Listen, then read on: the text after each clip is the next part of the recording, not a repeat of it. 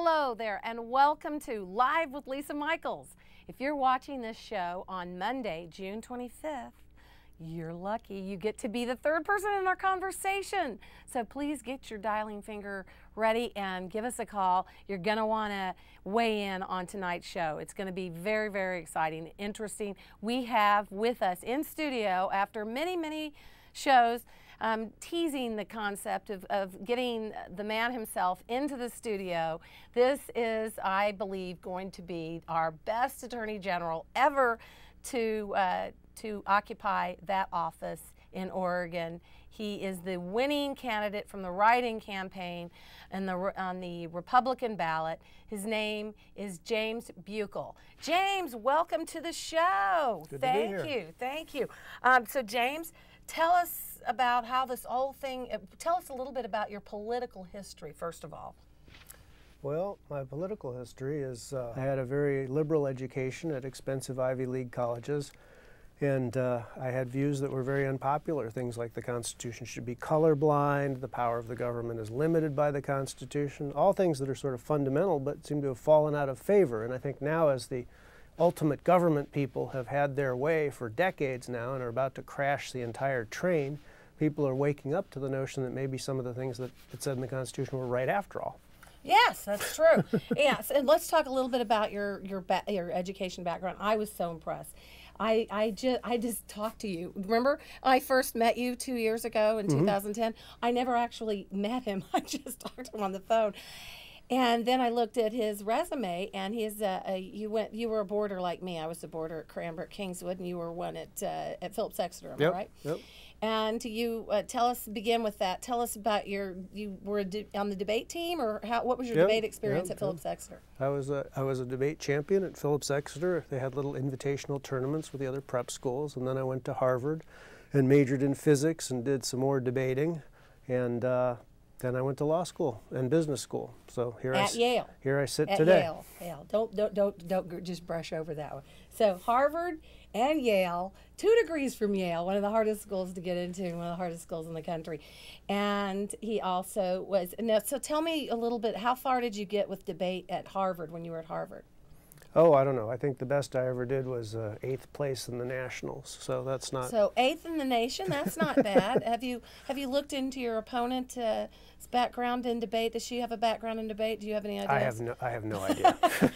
You'll be running against the winning candidate on the Democrat side, which was Ellen Rosenblum. Yeah. And she's got a long history of, I believe, working for the government. Yeah, as an attorney. She's a federal prosecutor and then a judge, and so she's a lifelong inside the government type person, which I contend makes people sort of congenitally unable to see anything that's wrong with government, which is not exactly what we need right now.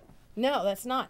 And your history on the opposite side is you've actually taken on the government on behalf of the homeowner or the average citizen who is being run over by the government. Isn't that correct?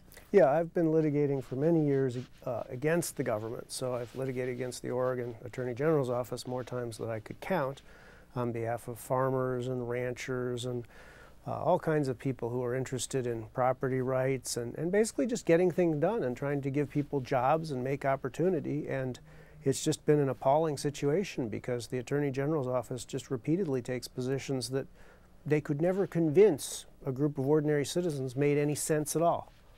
No, it's outrageous. Well, I want to get into a little bit more about the rousing speech, and I might want to show that from the convention this last weekend. We had a convention to elect the delegates to go to Tampa and nominate Mitt Romney to be our next President of the United States, hopefully. And James, you got to speak at both. It's really an interesting process. They have a congressional district. They divide the whole state up by congressional districts, and so depending on what congressional district you're in, and of course I ran for CD1, so of course I live in CD1. Well, you don't have to, but I do. So I went to that one. It was in Beaverton, and then the one that you went to was out at the airport. Ours was at the Shiloh in Beaverton, and then they had one down in CD5, which is Salem, central mid-Willamette Valley out towards the coast. And then there's CD4, which is Eugene DeFazio's district, and those people down there got their own. And then there was the one that was for the whole rest of the eastern part of the state, Greg Walden's district, which is highly Republican.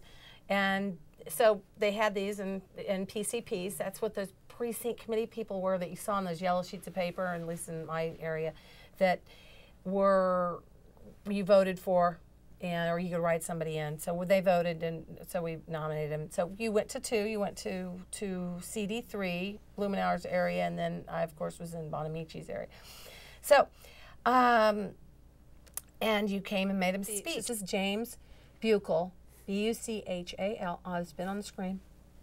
He's with me tonight. I'm so excited. Okay, so this is his speech when he came in, and this was the highlight of both the CD1 and the CD3 delegate convention on Saturday, June. Water supply, issue after issue. If you just look at it, you'll see that the problem is that you have 2 or 3 levels of government competing to who can be the most stringent, who can come up with the dumbest idea that involves the most rules and the most pages of regulation and the most public employees writing all these reports to each other.